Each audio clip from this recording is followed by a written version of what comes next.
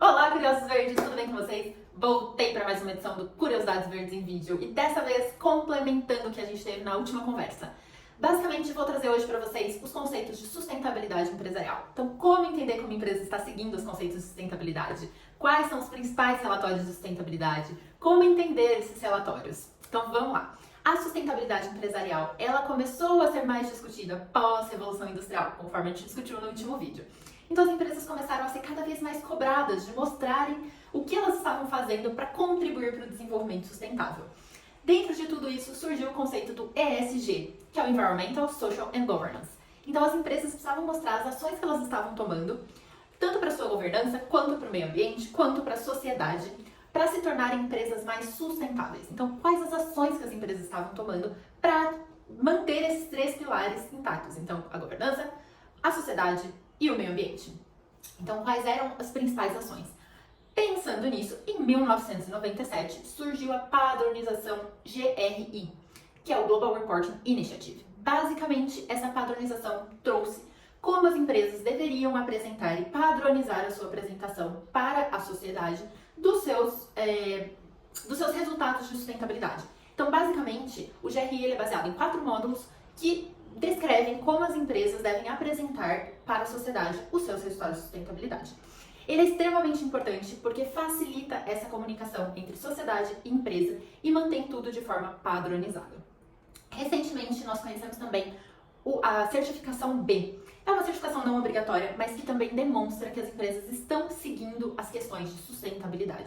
Então, as empresas que possuem a certificação B são empresas que seguem à risca as questões de sustentabilidade, melhorando não somente as questões externas, aqueles impactos externos para a sociedade, para o meio ambiente, como também os impactos internos. Então, as empresas estão tomando ações para melhorar a qualidade de vida dos seus funcionários, a qualidade de trabalho dos seus funcionários. E isso é extremamente importante, porque a sustentabilidade empresarial, ela não é só uma sustentabilidade externa. O que a empresa está fazendo para melhorar somente o meio ambiente? Ou o que a empresa está fazendo para desmatar menos? O que a empresa está fazendo para usar uma energia mais limpa? Não. Ela consiste também em o que a empresa está fazendo para melhorar a condição de vida do seu funcionário. Está fornecendo bons salários? Está fornecendo opções de atividades, de lazer, momentos importantes com a família? Então, o que ela está fazendo para melhorar essa condição para o seu próprio funcionário? Ela está melhorando as condições ambientais que esse funcionário trabalha, está melhorando a forma que ele pode estar com a família dele, os momentos que ele pode ter. Então, isso é extremamente importante e também considerado dentro da questão de sustentabilidade empresarial. Voltando para as questões de certificações, além do certificado B, um outro índice que é extremamente importante é o Índice de Sustentabilidade Empresarial da Bolsa de Valores, é o ISEB3. Basicamente, as empresas que estão listadas na Bolsa apresentam os seus relatórios de sustentabilidade e, a partir disso, elas são ranqueadas de acordo com as ações que estão tomando para a sustentabilidade.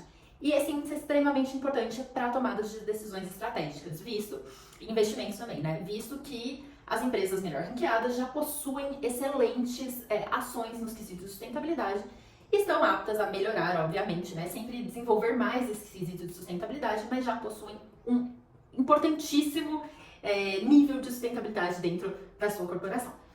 Voltando então para os relatórios. Então, quais são hoje os principais relatórios de sustentabilidade que a gente possui? Os relatórios de sustentabilidade têm como base o GRI, que a gente já conversou, que é a padronização de todos os relatórios. Porém, existem alguns relatórios complementares, que lá em 1997 o GRI não englobou tudo, então esses relatórios foram surgindo ao longo do tempo para complementar a padronização do GRI. Um deles é o Carbon Disclosure Project, que a gente conhece como CDP. O relatório CDP, ele mostra a pegada de carbono da empresa. Então, toda a pegada de carbono que a empresa tem, desde o recebimento dos materiais de matérias-primas até a produção, envio do seu material pronto. Então, é um relatório extremamente importante para a gente entender a pegada de carbono da empresa. O outro relatório é o SASB, o Sustainability Account Standard Board, que basicamente leva em consideração todos os quesitos financeiros relacionados ao ESG. Coisa que lá no GRI acabou passando e não leva em consideração todos os quesitos financeiros. Então o SASB vem como uma maneira de complementar o relatório.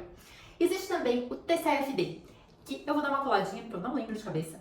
É o Task Force on Climate Related Financial Disclosure, que foi criado pelo Conselho de Supervisão do Mercado Financeiro e ele visa integrar os riscos associados ao clima. Então, quais são os riscos financeiros associados às ações climáticas? Isso é extremamente importante também, porque mostra pra gente, dependendo das ações, do que acontecer com o clima, quais são os riscos financeiros dessa empresa. Além disso, temos também o IRC, que é o Integrated Report Council, que basicamente é um relatório integrado de questões financeiras e não financeiras, que complementam também o GRI. Então existe toda uma complementação daqueles padrões do GRI baseados nesses relatórios. Esses que eu citei são os principais, porém existem diversos relatórios de sustentabilidade diferentes. E nem sempre as empresas vão seguir os padrões GRI para apresentar seus relatórios. Muitas empresas vão seguindo outros padrões ou criando seus próprios relatórios de sustentabilidade baseado naquilo que acreditam que deve ser apresentado e acreditam que é melhor para a sociedade. Então, hoje não existe uma padronização obrigatória. O que existe é o Pacto Global. Então, o Pacto Global ele visa juntar as empresas e discutir essas questões de sustentabilidade e como elas vão ser apresentadas. Então, é uma maneira das empresas se comunicarem entre si e decidirem aquela apresentação que vai ser realizada de sustentabilidade e quais são os índices que devem ser considerados, o que deve, o que não deve ser considerado, enfim. Existe toda uma discussão por trás disso. Visto que as empresas ainda não têm essa padronização, em 2021, na COP26, surgiu o ISSB, que é o International Sustainability Standard Board, que basicamente é um conselho que visa padronizar todos esses relatórios de sustentabilidade e trazer um padrão comum para todas as empresas. Então, o ISSB tem trabalhado nessa padronização mais atualizada, visto que já é lá de 1997, e trazer uma nova padronização dos relatórios de sustentabilidade. Nos próximos anos, provavelmente, a gente vai ver uma mudança aí na padronização dos relatórios de sustentabilidade. Me contem aqui o que vocês acharam desse vídeo, o que vocês gostariam de ver, se querem que eu mostre um pouquinho mais sobre cada relatório. Eu tô aqui à disposição também para conversar com vocês sobre aquilo que vocês tiverem curiosidade. E tô montando um relatório bem legal pra gente, um texto bem bacana com tudo isso que eu tô falando nos vídeos para disponibilizar pra vocês, tá bom? Em breve espero poder disponibilizar isso pra vocês estarem um pouco mais inseridos nas curiosidades verdes, não só na forma de vídeos, de blog, mas também na forma de um texto mais completo com todo o conteúdo.